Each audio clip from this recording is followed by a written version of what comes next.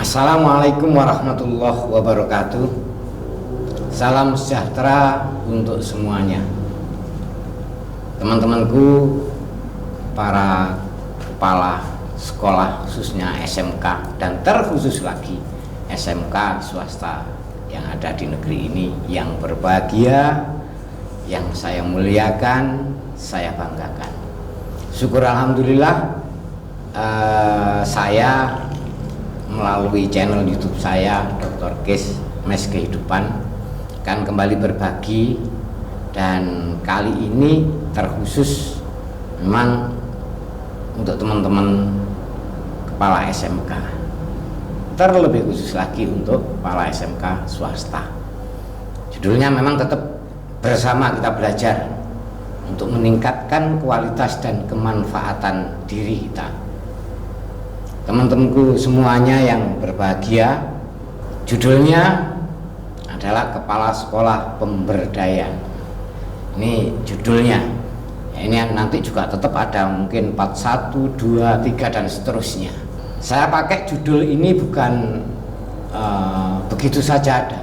Sejak dulu memang saya itu kan punya latar belakang di LSM itu ya, sebagai pemberdaya masyarakat. Bahkan ketika WINSA yang dulu IAIN Surabaya itu membuka jurusan pemberdayaan masyarakat muslim, saya sebagai dosen tamu hampir 4 tahun, hampir 5 tahun di sana. Setelah pengkaderan untuk dosen khusus mata kuliah pemberdayaan masyarakat muslim ini ada, baru saya keluar. Teman-temanku semuanya yang saya hormati, saya muliakan, pada bahasan kali ini yang awal saya lakukan, saya bahas adalah revitalisasi. Ini kan bahasa ngetren kita akhir ini adalah revitalisasi, dan ini mulai gaungnya mulai tahun 2019. Meskipun mungkin dari kita semuanya, termasuk saya mungkin ya, itu ketika mendengar kata revitalisasi, itu yang terngiang, yang muncul di benak kita adalah revitalisasi itu kaitannya dengan sarana prasarana. Ya, kenapa muncul begitu? Ya, kita menyadari bahwa sarana prasarana untuk pendidikan kita khususnya di SMK ini mungkin memang masih jauh dari standar yang ditentukan. Makanya ketika ada program revitalisasi diluncurkan oleh pemerintah, langsung ditangkap di sini adalah bantuan sarana prasarana. Tidak salah, tapi semestinya sebenarnya bukan hanya itu, bukan hanya kalau ngomong revitalisasi itu adalah sarana prasarana khususnya alat-alat praktek, bukan hanya sekedar itu, bahkan jauh lebih dari itu. Yang sangat kita butuhkan ketika kita ngomong revitalisasi adalah revitalisasi olah pikir atau mindset kita ini yang perlu terus menerus dilakukan revitalisasi, terus menerus dilakukan perbaikan. Kenapa begitu? Mari kita lihat. Nomor 1 ini, arah dan kebijakan Pak Dirjen Vokasi. Kita saksikan bersama Pak Dirjen Vokasi ini dalam tayangan beliau, pengarahan beliau waktu itu memang terkhusus kepada teman-teman kepala sekolah yang dapat COE angkatan kedua waktu itu. Tapi sebenarnya apa yang disampaikan oleh Pak Dirjen Vokasi ini, Pak Doktor atau Pak Wikan PhD ini adalah setiap kemanapun beliau memberikan arahan, kemanapun beliau memberikan semangat kepada kita semuanya, orang-orang SMK, para pemimpin SMK, termasuk juga perguruan tinggi vokasi, mesti yang disampaikan beliau seperti ini. Kita saksikan dulu. Mas Menteri sangat men-challenge. Excellency itu salah satunya adalah menjadi SMK penggerak. Ini istilahnya Mas Menteri ya. Mover, prime movernya, salah satu karakter prime movingnya SMK FCOE adalah menjadi SMK penggerak dengan kepala sekolah penggerak dan guru-guru penggeraknya. Apa itu? Bukan I'm the champions and I want to be the champions forever. Enggak. Justru malah berapa SMK nanti yang bisa diinspirasi oleh excellency itu. Terserah berbaginya apa, kurikulumnya dibagikan. Praktek-praktek pembelajaran yang project based learning dibagikan. Ayo tak latih, kamu kalau tak latih kontraknya 1 ya, kamu harus lebih baik daripada saya. Gitu. Jadi kalau dia lebih baik daripada saya, gampang kita lompati lagi nanti di masa depan. Kayak gini. Saya pernah dikomplain oleh teman di vokasi UGM ya. Pak Dekan, kalau Pak Dekan terlalu buka-bukaan sama vokasi mana, Undip, Mataram, UNESA dan sebagainya, dibuka semua oleh Pak Dekan. Resepnya vokasi UGM kayak apa, roadmapnya apa, kebijakan akademiknya di-share sampai gratis kayak gitu. Kenapa Bu? Nggak takut toh Pak kalau nanti vokasi UGM diselip sama mereka? Maksudnya gimana Bu ya? Gini, sekarang kita di sini, mereka di sini, terus saya bagi share semuanya gratis, terus mereka nanti gini ya Bu? Iya. Wah, tidak apa-apa toh Bu. Nanti kita kejar lagi. Nah, kalau dia lebih baik, naik lagi. Ini Indonesia akan naik semua gitu loh. Daripada kita di atas ini, mereka di bawah. Ini ditutupin semua rahasianya vokasi UGM biar mereka nggak bisa ngejar. Sobat gitu loh. Terus kalau UGM juara 1, sobat gitu loh bagi saya. Universitas Beda Indonesia UGM, sobat bagi saya. Yang penting Indonesia belum makmur. Indonesia masih ada yang miskin. Nggak, bagi saya nggak penting. Tapi kita harus lebih baik. Monggo, tidak rugi berbagi. Justru dari situlah kita akan tertantang untuk jadi lebih baik lagi. Nah, teman-temanku sekalian, apa yang disampaikan beliau tadi itu, yang kita simak tadi itu, ini adalah harus menjadi landasan, harus memicu otak pikiran kita. Bagaimana kita semuanya sebagai pelaku di lapangan, sebagai orang-orang yang menjalankan program SMK di lapangan, kita mengacu ke sana. Makanya kalau kita melihat arahan beliau, itu kita nomor 1 jelas harus melakukan revitalisasi mindset. Mindset kita itu kalau kemarin-kemarin, ya kalau saya punya sekolahan, ya sekolahan saya harus terbaik, yang lain jangan. Program sekolahan saya harus terbaik, yang lain jangan. Guru-guru saya harus guru-guru terbaik, yang lain jangan. Sarana prasarana sekolahan saya harus terbaik, yang lain jangan, dan lain sebagainya. Itu mindset kemarin. Yang sekarang mau tidak mau mindset itu harus kita rubah sesuai dengan apa yang diarahkan oleh Pak Direktur Jenderal Vokasi tadi. Nah, ini kan saya katakan, ini kita merubah mindset baru, merubah pola pikir baru, bahwa kalau bahasa Surabayanya, gak usum model lama itu, gak usum unggul-unggulan model yang semacam itu.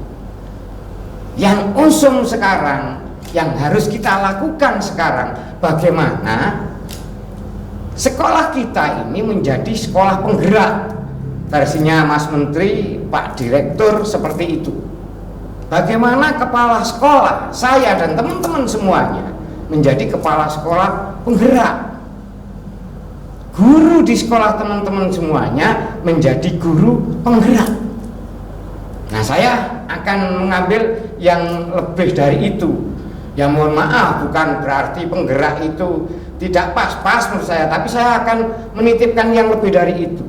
Kepala sekolah, guru yang menjadi pemberdaya. Kalau penggerak itu konotasinya kan orang-orangnya ya. Kalau kepala sekolah penggerak berarti kepala sekolah yang menggerakkan kepala-kepala sekolah lain, yang menggerakkan guru di sekolah dan guru-guru lain. Tapi kalau pemberdaya itu bisa SDM-nya, bisa SDA-nya, bisa sumber daya keuangannya dan lain sebagainya. Makanya mohon izin Pak Direktur, saya menggunakan kata pemberdaya, kepala sekolah pemberdaya. Ini landasan yang pertama kenapa saya butuh untuk nge-share ini kepada teman-temanku semuanya, para kepala sekolah. Tidak ada niatan sekecil pun untuk menggurui dan lain sebagainya. Hanya kesempatan saya untuk bisa menyampaikan sesuatu, mungkin karena memang usia saya sudah lama, sudah tua. Jadi kepala sekolah SMK itu mulai namanya STM sampai sekarang SMK, sudah kurang lebih 24 tahun. Mungkin sedikit banyak pengalaman yang saya punyai lebih dari teman-teman yang lain. Meskipun begitu, teman-temanku semuanya, apa yang saya sampaikan ini bukan murni dari pengetahuan saya sendiri. Saya juga belajar kemana-mana. Mungkin teman-teman saya yang dimana saya belajar mungkin tidak ngerti. Contoh ketika saya ke Lumajang, ke Mbah Parno, ya saya ngomong banyak hal saya ambil pelajaran dari sana. Ketika ke Mbah Saripnya yang di Gresik, saya juga ngomong guyon dan sebagainya. Banyak hal belajar dari sana. Yang lebih muda ke Ponorogo, ke Malang, PGRI 3, dan teman-teman yang di Kabupaten Sidoarjo sendiri, juga teman-teman yang lain. Kalau memimpin sekolah yang super besar misalnya ke Ibrahimi, Situbondo, saya juga belajar. Jadi meskipun langsung atau tidak langsung, apa yang saya sampaikan ini sebetulnya rangkaian peristiwa dan kejadian yang sudah masuk pada otak saya, pada mindset saya, kemudian saya kemas, saya ramu, di samping ditambahi dengan pengalaman-pengalaman masa lalu saya, pengalaman-pengalaman panjang saya menjadi kepala sekolah.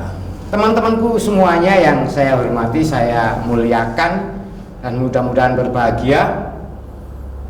Kenapa harus begitu? Di samping tadi arahan Pak Dirjen yang sudah jelas mengharapkan, berharap banyak kita semuanya berubah, mindset kita berubah dari mindset tempo dulu ke mindset sekarang dan yang akan datang, yaitu saling berbagi, saling berprestasi, saling menciptakan inovasi-inovasi, tidak usum ditutup-tutupi. Nah, karena juga tuntutan perkembangan zaman, eranya sekarang sudah tidak sama dengan era-era kemarin, di mana persaingan itu ya seperti yang sudah terjadi. Sekarang enggak unsum. Katanya Pak Dirjen tadi, kalau begitu terus Indonesia akan begini terus, enggak bisa begini Indonesia. Kalau persaingan kita positif, kita saling terbuka, saling memberi, saling menginspirasi, maka Indonesia akan up terus, akan naik terus. Ini yang diharapkan. Nah, zamannya berubah, ilmu pengetahuan dan teknologi juga berubah, dan itu terjadi begitu cepat. Nah, ini cocok rasanya kalau dulu ada semboyan, biar yang terlambat akan telat, akan lewat.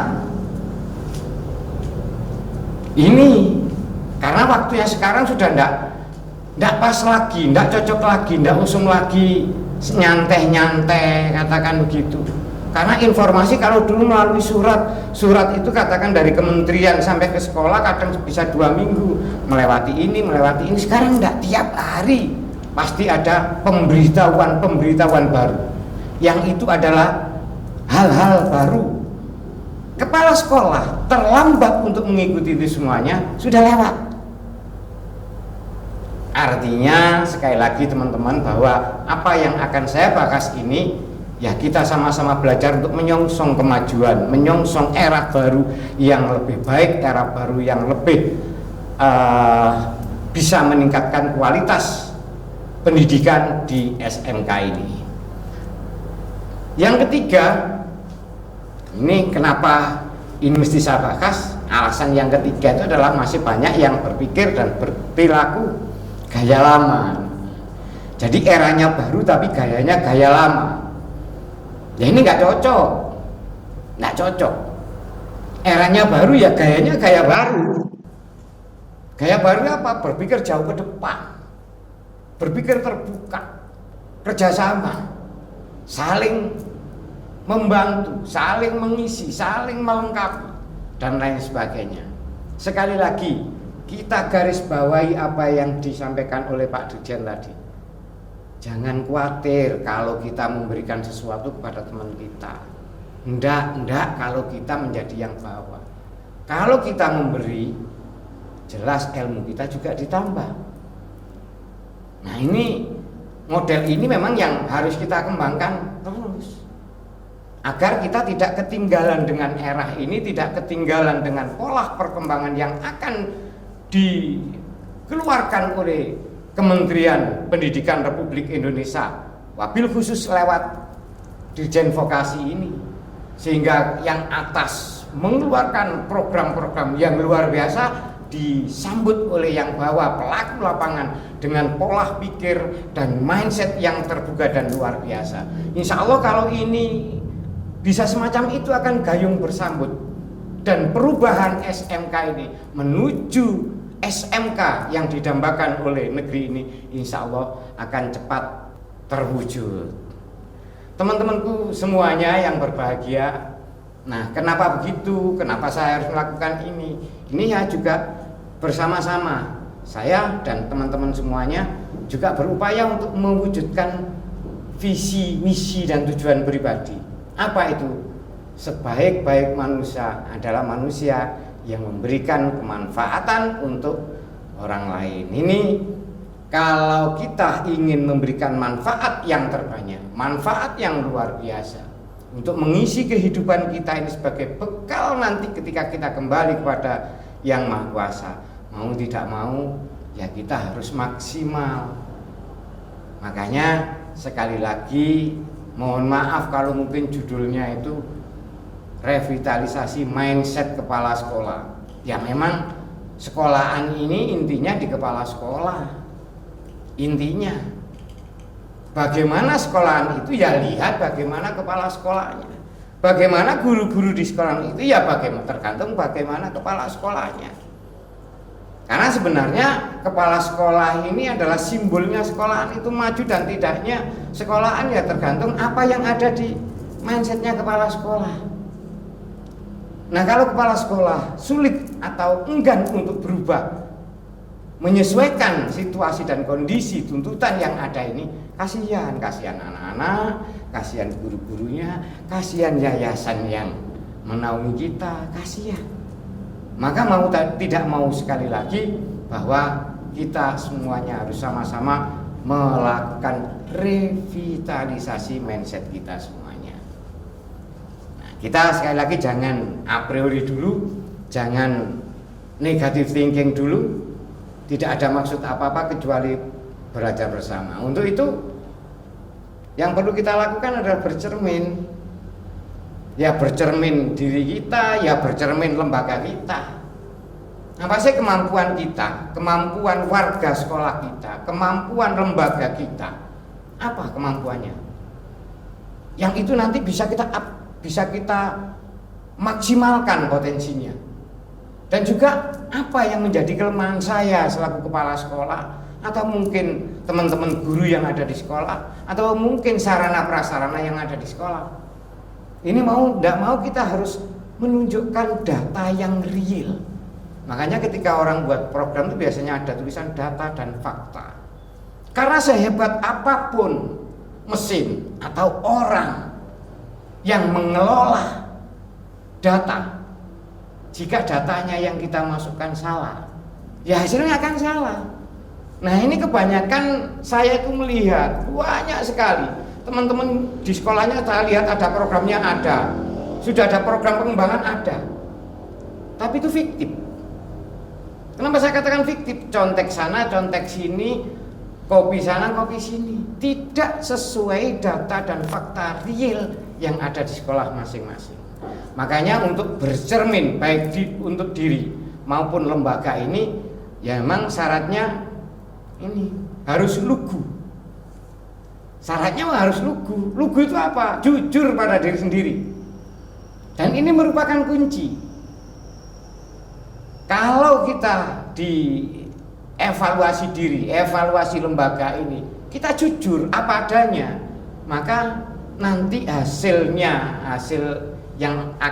data yang akan kita pakai untuk mengembangkan diri kita, mengembangkan lembaga kita, mengembangkan teman-teman kita, itu insya Allah akan real juga dan mempermudah kita. Nah, untuk apa sih semuanya itu? Kalau kita sudah tahu kekurangan kita, ya kita hilangkan. Kalau bisa, setidak-tidaknya kita kurangi.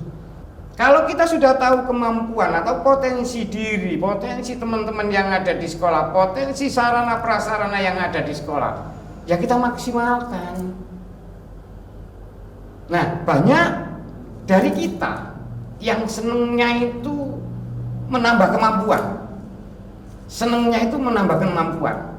Salah tidak. Tapi justru seharusnya yang pertama kali kita lakukan itu adalah mengurangi, syukur-syukur menghilangkan kelemahan. Itu yang lebih penting. Ketika satu kelemahan kita hilangkan, otomatis satu kemampuan akan, 1, 2, 3 kemampuan akan muncul. Nah, ini nanti kita lakukan bersama-sama, ya kita evaluasi atau koreksi diri kita masing-masing. Kembali lagi, ini untuk meningkatkan kualitas dan kemanfaatan kita, sehingga adanya kita di satu sekolah, adanya kita di masyarakat, adanya kita di mana saja memberikan dampak positif pada lingkungan kita, pada tugas dan tanggung jawab kita. Sebelum saya teruskan, saya sukanya menggunakan istilah warning, peringatan. Dan peringatan ini perlu saya sampaikan awal. Kenapa? Ya agar kita waspada. Peringatannya itu ini, orang itu kalau mau maju, rintangannya, penyakitnya ya ini, nomor 1 merasa lebih diri. Ya, koreksi semuanya termasuk saya. Kalau kita masih ada lebih diri, merasa superior, sudah tidak usah belajar apa-apa, tidur aja di rumah. Karena kalau orang sudah merasa superior, merasa paling baik, paling pinter, paling, itu artinya kita sudah finish. Kita tidak bisa diapa-apakan lagi karena kita sudah paling. Dan itu harus kita hindari. Kita hindari. Kalau kita sudah merasa paling, biasanya kita itu hanya mau belajar dari yang, katakan kalau sekolah-sekolahnya lebih banyak muridnya, itu aja biasanya. Padahal belajar itu ya dari manapun. Bahkan saya itu sering datang ke sekolah kecil-kecil itu belajar. Belajar apa? Hebatnya kepala sekolah kecil.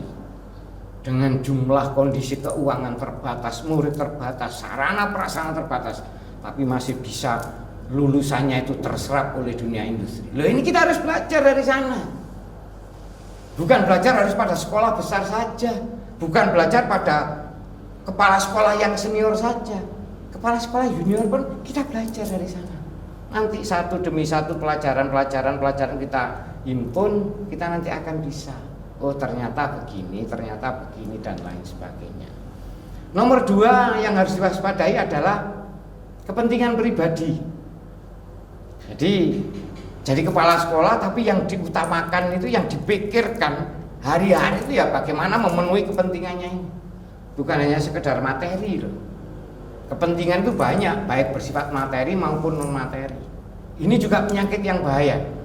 Yang ketiga, mindset kita pesimis. Ya jadi mungkin karena pengalaman negatif dan lain sebagainya, saya tidak tahu. Banyak dari kita itu, teman-teman kita itu yang punya penyakit pesimis ini. Ini juga menjadi penyakit kita kalau kita mau menjadi kepala sekolah pemberdaya. Negative thinking, atau bahasa agamanya suudzon, berprasangka jelek. Saya ulang, prasangka itu adalah doa yang tanpa syarat. Kalau kita doa seperti biasanya doa, syaratnya untuk diterima doa itu banyak. Tapi kalau prasangka tanpa syarat, Tuhan akan menuruti apa yang menjadi prasangka hambanya. Nah, kalau prasangka kita sebagai kepala sekolah itu negatif, ya nanti hasilnya negatif. Tuh. Kemudian penyakitnya lagi antipati dengan perubahan. Yaitu gaya lama tadi, sukanya kemapanan. Jadi ketika ada perubahan gini sudah tenang saja. Ya nanti akan terlindas. Dan anak-anak kita, murid-murid kita itu anak-anak masa kini, anak-anak milenial yang suka perubahan. Kalau kita sebagai kepala sekolah tidak suka dengan adanya perubahan itu, maka nanti kita akan ditinggal oleh anak-anak milenial. Dan yang berikutnya adalah meniadakan kemungkinan yang ada di akal pikiran, di otaknya, di hatinya, di akal pikirannya, di mindsetnya, tidak mungkin, tidak mungkin, tidak mungkin. Ada berita begini, tidak mungkin. Ada berita begini, tidak mungkin. Diajak berubah begini, tidak mungkin, dan lain sebagainya. Ini yang perlu kita waspadai kalau kita mau bersama-sama untuk menjadi pemberdaya, menjadi kepala sekolah pemberdaya. Kepala sekolah yang bisa memberdayakan dirinya sendiri, bisa memberdayakan di lingkungan sekolahnya, baik itu SDM maupun SDA-nya, bisa memberdayakan di lingkungan masyarakatnya. Nah, ini harapannya apa?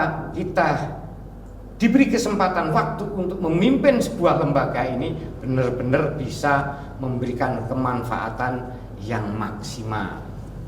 Teman-teman semuanya yang berbahagia, yang saya hormati, saya muliakan, apa yang harus kita lakukan dari revitalisasi? Yang pertama, kita harus reorientasi dulu.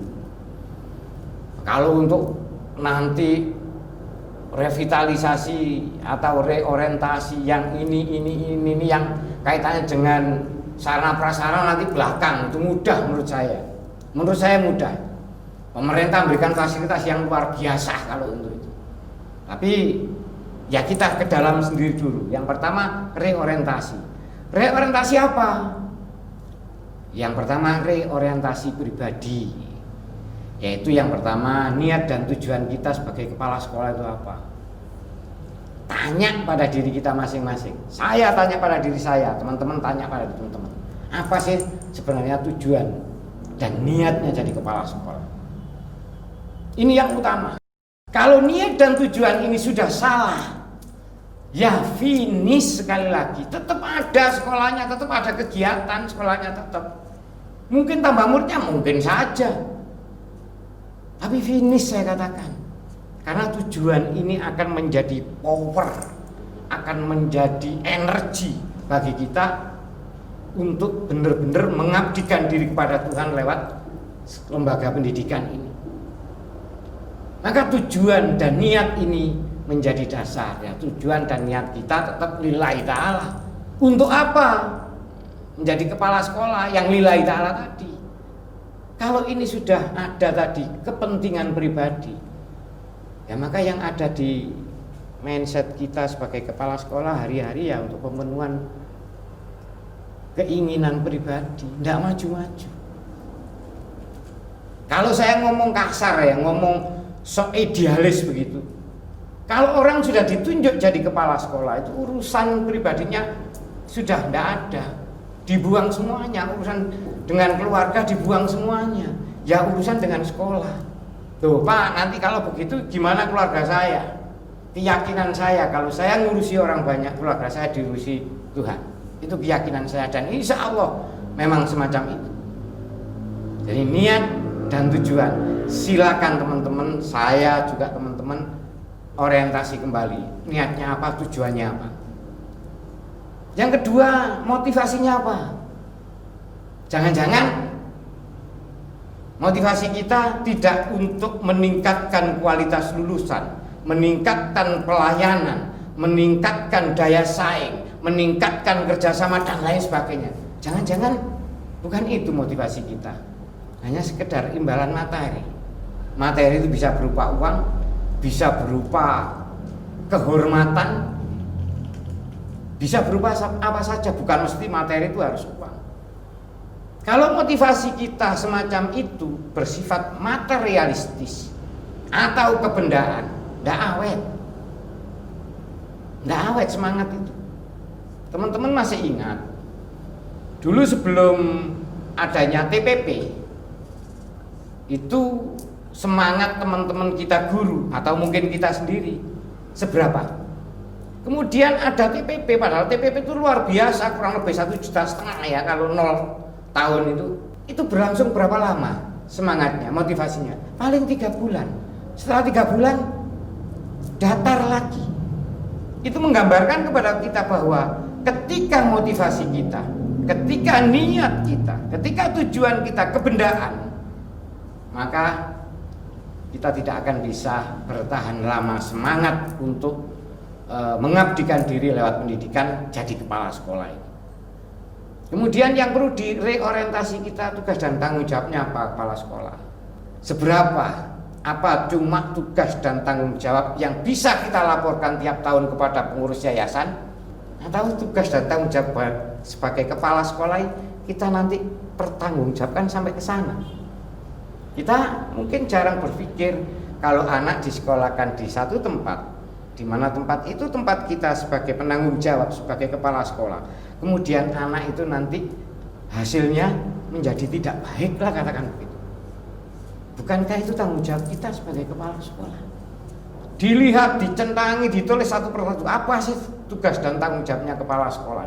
Nah, yang terakhir untuk pribadi ini adalah komitmen diri. Bagaimana komitmen kita yang sudah diberi amanah menjadi kepala sekolah ini untuk menjalankan tugas dan tanggung jawab secara baik.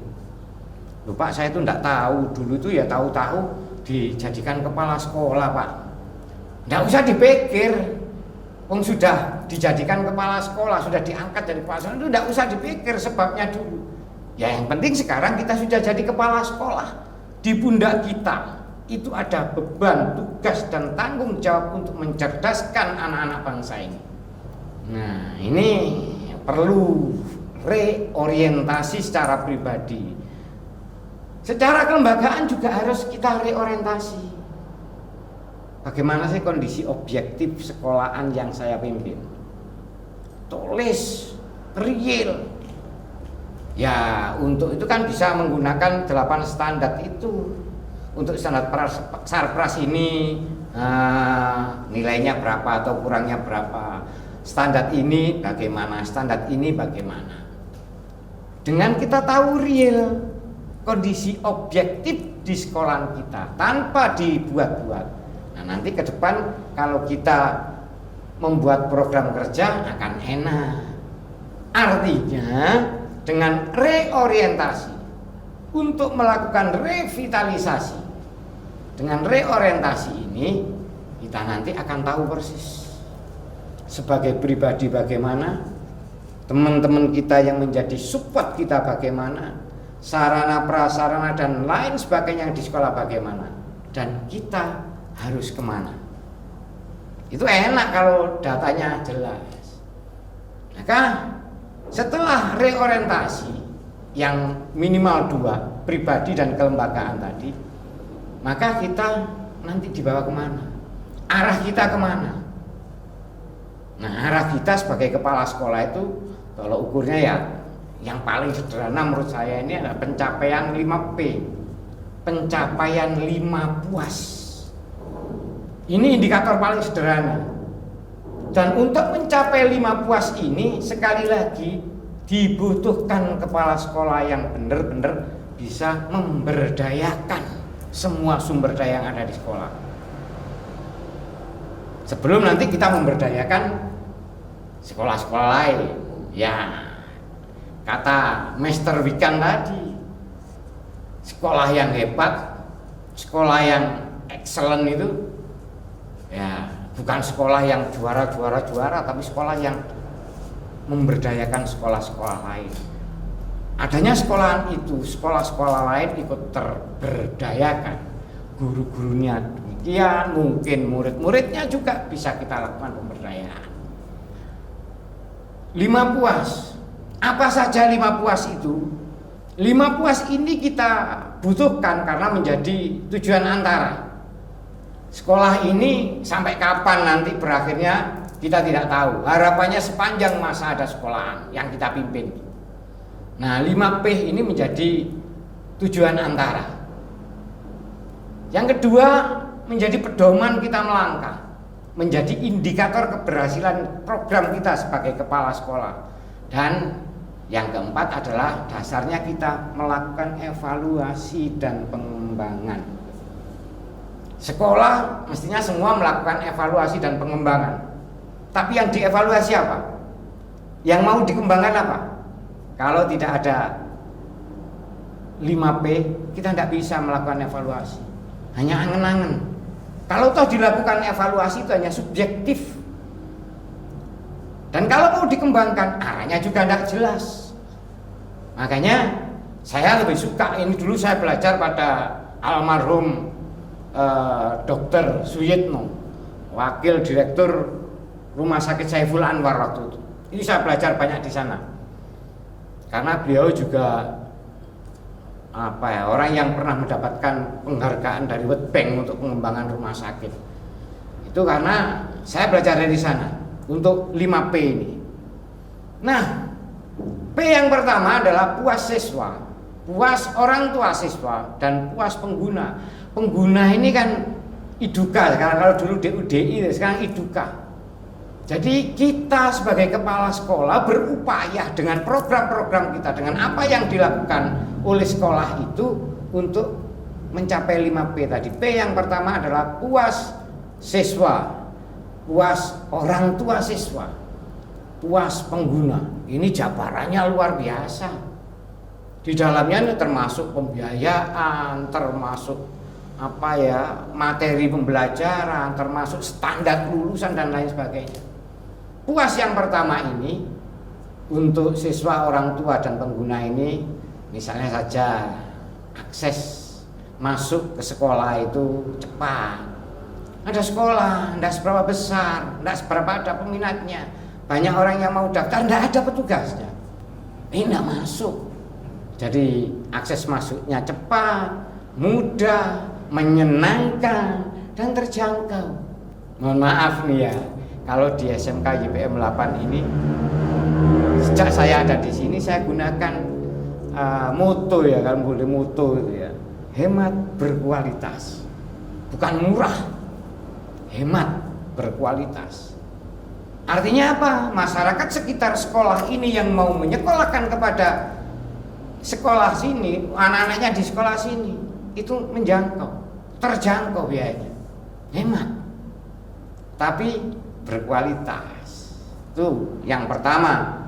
Yang kedua, proses belajarnya bagaimana? Ketersediaan bahan ajar, ketersediaan sarpras untuk praktek, ketersediaan alat-alat untuk media pembelajaran dan lain sebagainya. Juga kepastian, certainly. Kepastian apa?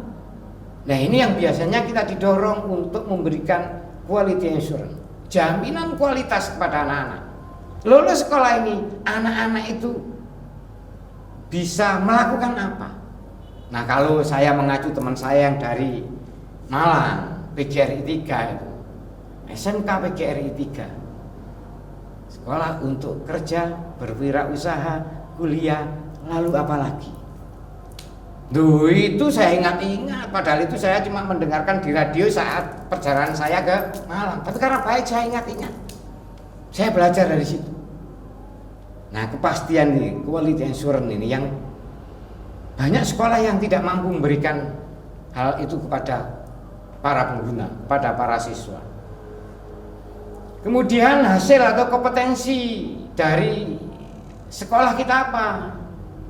Manfaatnya apa? Siap pakai enggak? Dibutuhkan oleh dunia kerja enggak?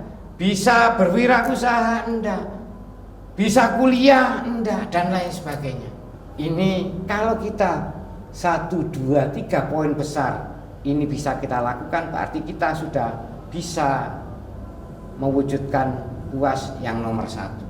Puas yang kedua adalah puas karyawan. Kalau di sekolah ya ada guru, ada tenaga perpus, ada BP, ada laboran, dan lain sebagainya.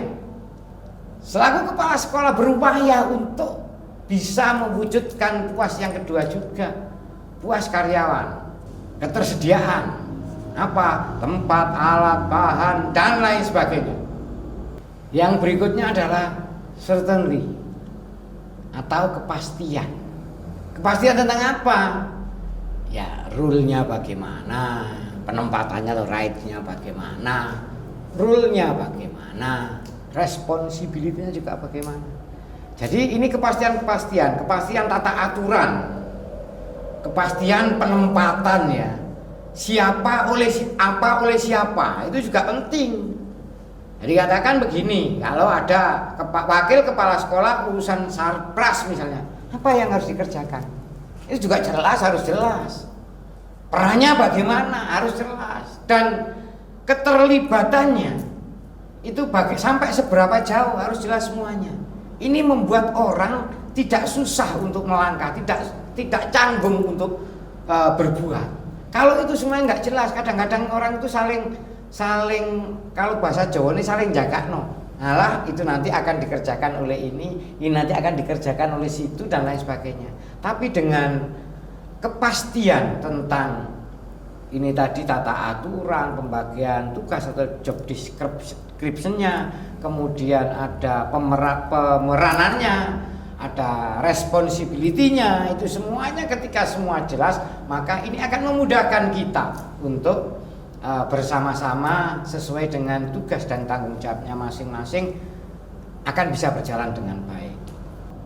Ini juga kepala sekolah wajib, contoh sederhana kemarin yang kemarin terjadi itu ya.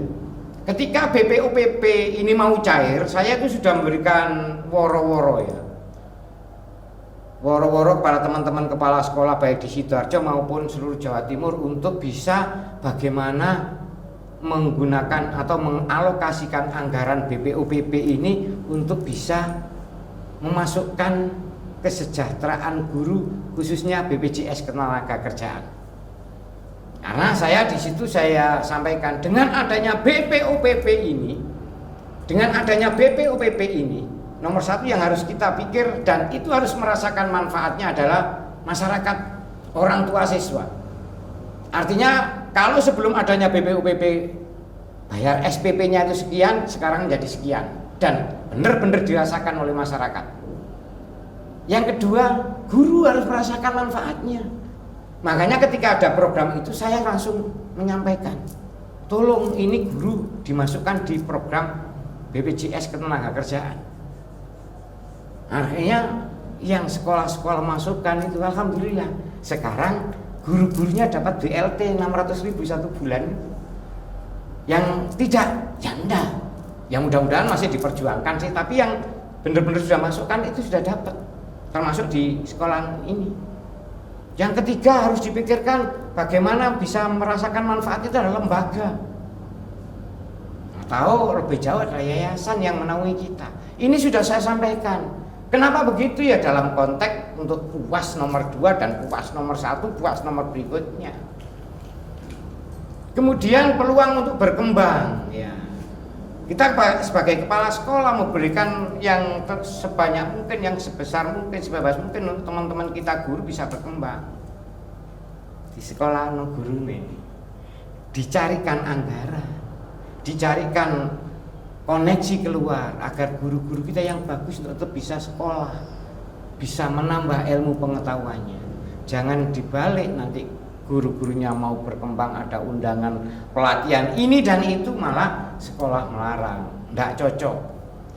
Kemudian suasana kerja yang menyenangkan, kebersamaan, berat sama dipikul, nikmat sama dirasakan. Sehingga kalau itu yang kita lakukan dan memang itu benar terjadi di sekolah kita, rasanya tidak ada berat menjadi kepala sekolah, nikmat yang ada. Nah, lingkungan kerjanya bagaimana? Budaya organisasi ini di sekolah bagaimana? Jangan budaya organisasi teman tidak suka dibahas, teman tidak suka teman menurut kita kurang baik, kita kurang suka dikucilkan, tidak boleh. Itu puas yang kedua. Puas yang ketiga, puas institusi, tujuan lembaga tercapai. Nah, masing-masing sekolah ini kan ada tujuannya. Nah, puas yang ketiga ini tujuan lembaga, tujuan institusi tercapai. Kemudian efikasi itu efektif dan efisien. Keterlibatan semua warga sekolah. Jadi bukan hanya hebat itu kepala sekolahnya saja, bukan hebat itu kepala sekolah dan wakil-wakil saja, bukan hebat itu kepala sekolah dan bendahara saja, tapi semuanya yang ada di sekolah, guru bahkan sampai mohon maaf penjaga malam, security, semuanya terlibatkan sehingga mereka merasa dihargai, diuwongno. Katanya teman-teman yang paham dengan bahasa Jawa, huruf Jawa itu nek dipangku mati ya. Artinya kalau orang Jawa itu kalau diangkat, dihormati, dimuliakan, itu mereka sudah all out memberikan apa yang mereka miliki. Kemudian QIP berjalan, quality improvement program yang dibuat oleh sekolah untuk meningkatkan kualitas bisa berjalan. Karena semuanya mengetahui tadi 4R tadi, role, right, rule, responsibility juga dipatuhi oleh semua warga sekolah. Budaya organisasinya menjadi tradisi, menjadi budaya, menjadi karakter masyarakat yang ada di sekolah. Nah, kalau itu bisa 1, 2, 3, 4, 5, 6 bisa terwujud, maka benchmark sekolah itu akan terwujud. Nah, ini kan kalau sekarang itu misalnya ada sekolah itu ya, tujuan kalau dulu sampai sampai outcome, sekarang kan impact. Impactnya adalah benchmark ini. Sekolah ini akan menjadi patokan, kepala sekolah menjadi patokan, gurunya jadi patokan, dan ini nanti akan kita bisa memberdayakan warga sekolah dan sekolah-sekolah yang lain. Seterusnya, puas pemilik. Ya, yayasan puas. Dengan mengangkat kita, yayasan tidak rugi. Dengan mengangkat kita, menggaji kita sebagai kepala sekolah, yayasan senang. Karena tugas dan tanggung jawab yang diberikan oleh yayasan atau oleh negara itu kita laksanakan dengan baik. Tujuan yayasan, tujuan pemerintah atau negara bisa tercapai. Itu puas pemilik. Puas berikutnya adalah puas pribadi. Nah, selaku kepala sekolah, kalau semuanya itu bisa bersama-sama kita jalankan, kita berdayakan dengan baik, maka kita sebagai kepala sekolah juga puas. Karena apa? Karena kita telah diberi kesempatan dan dibisakan menjadi orang yang bermanfaat untuk orang lain. Nah, akhirnya kita juga puas. Kalau suatu saat kita akan kembali kepadanya, tersenyumlah saat kembali pada Tuhan. Itu karena puas. Kenapa? Karena kita sudah diberi kesempatan dan dipisahkan untuk berbuat kebaikan, memberikan kemanfaatan lewat lembaga atau sekolah yang kita pimpin ini. Karena apa? Teman-teman kita guru puas, wali murid puas, DUDI pasangan puas, siswa puas, karyawan puas, yayasan puas, semuanya puas. Nah, kita sendiri juga akan puas. Tersenyumlah saat kembali kepada Tuhan. Itu yang paling penting. Kenapa begitu? Sebaik-baik manusia adalah manusia yang berikan manfaat bagi orang lain. Itu kata Rasulullah Muhammad SAW. Teman-temanku semuanya,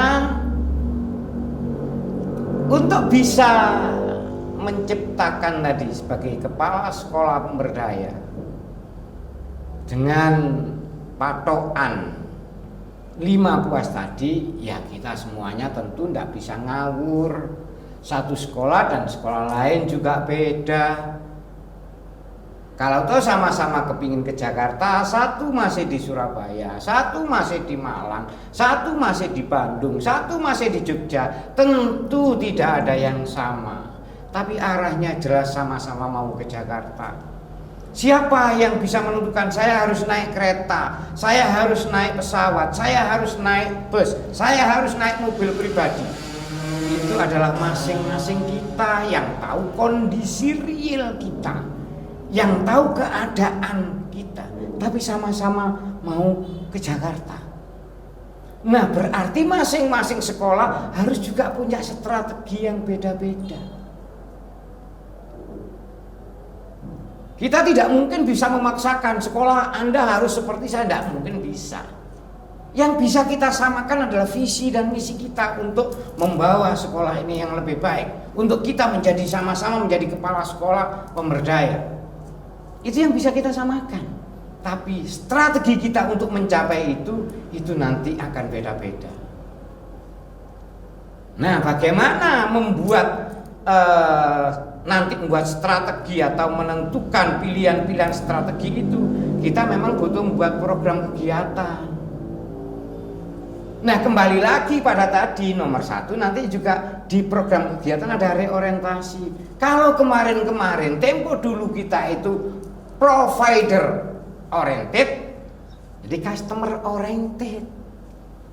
Kalau kemarin-kemarin itu kita minta dilayani, sekarang kita melayani. Kalau kemarin-kemarin kita menentukan standar pembelajaran ini kualitasnya sesuai dengan sekolahan kita sendiri, sekarang standarnya lebih banyak harus dari pemakai, dari iduka, atau kalau misalnya nanti berwirausaha, itu standar-standar dari sana. Mau tidak mau kita harus reorientasi. Jangan metenteng bahwa sekolahan saya paling baik, tetapi ketika di luaran sudah tidak cocok. Makanya tetap harus kita lihat, ada nanti lulusan itu yang kerja, bagaimana kita melayani atau menyiapkan anak-anak yang untuk siap kerja ini. Nanti ada lulusan yang berwirausaha, bagaimana kita harus menyiapkan mereka untuk berwirausaha. Program apa yang di sekolah ini harus kita siapkan. Mereka nanti yang kuliah bagaimana.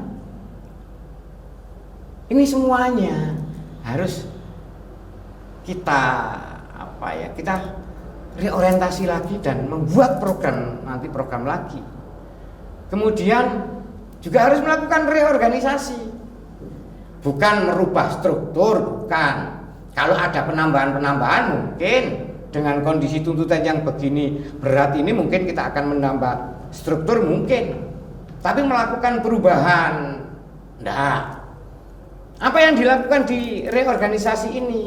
Ya menjabarkan 4R tadi, rule, rights, role, dan responsibility dijabarkan dengan jelas, sehingga seluruh teman-teman kita termasuk kita itu nanti bisa sama-sama mengetahui ini apa aturan mainnya, dan itu kita buat sama-sama, bukan yang membuat kepala sekolah atau mungkin kepala sekolah dengan beberapa orang. Enggak, kita buat sama-sama untuk kesepakatan sama-sama, dan kita lakukan, kita jalankan bersama-sama, kita evaluasi bersama-sama. Tuh. Kemudian kita memang perlu, sekecil apapun mungkin sekolahan kita, penerapan QIP ini perlu. Sederhananya ya hari ini lebih baik dari kemarin, esok lebih baik daripada ini. Itu teori semboyan produktivitasnya Debnaker. Tapi sekian abad yang lalu baginda Rasulullah sudah mengatakan itu. Kalau kita hari ini sama dengan kemarin, kita termasuk orang yang rugi. Apalagi kalau kita hari ini lebih jelek kemarin, kita orang yang celaka. Nah, semboyan produktivitas di Departemen Tenaga Kerja itu kan itu. Hari ini lebih baik dari kemarin, esok lebih baik dari hari ini. Quality improvement program harus kita buat. Bukan diangan-angan, bukan 1-2 orang yang tahu, tapi seluruh warga sekolah tahu bahwa sekolah ini mengarah ke sini, sehingga semuanya punya energi, itu akan sama-sama menuju tujuan pendidikan yang kita yang ada di lembaga kita itu. Sebetulnya semuanya punya daya support, itu punya, tapi karena tidak tahu, ya mereka akan berjalan sendiri-sendiri, bahkan lebih sering menjadi tidak efektif. Ini jalan sini, ini jalan sini, ini jalan sini, jalan sini. Kenapa? Karena kita tidak punya program bagaimana penerapan quality improvement program yang ada di sekolah. Dan ini harus kita buat. Perkara tidak bisa belajar. Jangan khawatir. Yang penting itu ada kemauan dulu. Kalau mampu, hakul yakin semuanya mampu. Kemudian berikutnya standar. Nah, standarisasi yang kita lakukan kan kita jelas sekarang ada 8 standar pendidikan. Atau kita menggunakan, kita tambahi dengan standar ISO.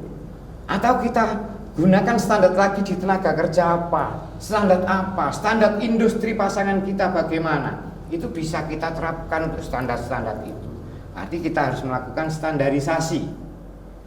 Kemudian berikutnya kita harus melakukan perubahan manajemen information system. Ini insya Allah semua sekolah sudah menjalankan ini karena apa? Sudah diwajibkan. sudah secara otomatis pemerintah menggiring kita semuanya menggunakan manajemen informasi sistem ini. Otomatis itu karena memang didesain sedemikian rupa oleh pemerintah, khususnya oleh Kementerian Pendidikan. Kita semua di sekolah mau tidak mau sudah menerapkan itu, dan insya Allah tidak ada hambatan untuk itu. Kemudian penyesuaian surplusnya, penyesuaian budgeting yang kita milikinya, penyesuaian SDM-nya dan lain sebagainya. Nah, kalau misalnya surplus misalnya tidak harus menambah, mungkin bisa meningkatkan utilitasnya atau daya fungsinya. Budgeting juga begitu, mungkin melakukan ada penghematan. Bukan, sekali lagi bukan medit loh ya, atau pelit, bukan. Tapi dilakukan penyesuaian baik itu surplusnya, mungkin itu dinaikkan daya fungsinya, utilitasnya, atau penyesuaian budgeting, penyesuaian SDM. Lah SDM kalau sudah tidak sesuai, upgrade, ya mungkin diikutkan sekolah lagi, mungkin di upgrade bersama-sama di setiap kabupaten kota dan lain sebagainya. Kemudian berikutnya adalah kita kalau sudah begitu mesti mau tidak mau harus buat program sekolah, baik itu program jangka panjang, mungkin namanya Renstra, rencana strategis, sehingga sekolah itu punya file, punya dokumen. Kalau ada orang datang ke tempat saya, Pak Kis, sekolahan sampai 3 tahun kasih opo? Saya insya Allah dan teman-teman saya di sekolah insya Allah bisa jawab. 3 tahun lagi SMK saya akan jadi idol school. Ya rada sombong, ini kan tidak apa-apa, wong itu cita-cita, itu doa, itu positive thinking kita kepada Yang Maha Kuasa. Nah jangan itu yang tahu hanya kepala sekolah, tidak jalan. Yang tahu semuanya, karena yang bikin juga semuanya.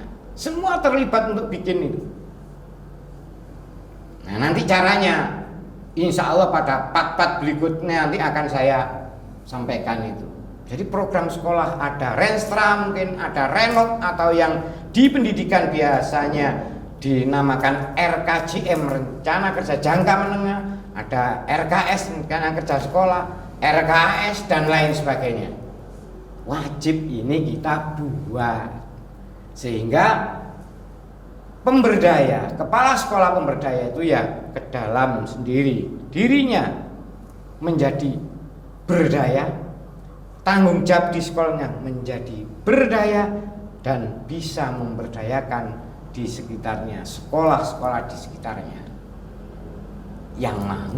Tapi saya yakin semuanya mau. Kalau semuanya menyimak apa yang disampaikan oleh Pak Dirjen Vokasi tadi, insya Allah kita semuanya akan bismillah sama-sama merubah mindset kita untuk menjadi kepala sekolah pemberdaya. Terima kasih, itu yang mungkin pada part pertama ini saya sampaikan ke teman-teman sesama kepala sekolah. Tapi tidak ada salahnya kalau wakil kepala sekolah juga melihat ini, karena mereka juga calon-calon kepala sekolah, atau guru mungkin tidak apa-apa. Mereka juga nanti akan calon-calon kepala sekolah semuanya. Nah, ada kurang lebihnya saya mohon maaf. Sekali lagi tidak ada maksud apa-apa kecuali berbagi dan berbagi. Teman-teman yang mungkin nanti mau berbagi bisa menghubungi saya, bisa datang ke tempat ini berbagi ilmu, atau mungkin saya ke tempat teman-teman semuanya. Tidak apa-apa, dalam rangka bersama-sama kita memajukan SMK di negeri ini. Mudah-mudahan Allah Subhanahu wa Ta'ala senantiasa memberikan kekuatan kepada kita, memberikan petunjuk kepada kita, bukan bimbingan, arahan, dan rahmatnya kepada kita semuanya, sehingga kita bisa dijadikan sebagai kepala sekolah yang bisa memberdayakan orang lain. Billahi taufiq wal hidayah, wallahul muwaffiq ila aqwamit thoriq. Assalamualaikum warahmatullahi wabarakatuh.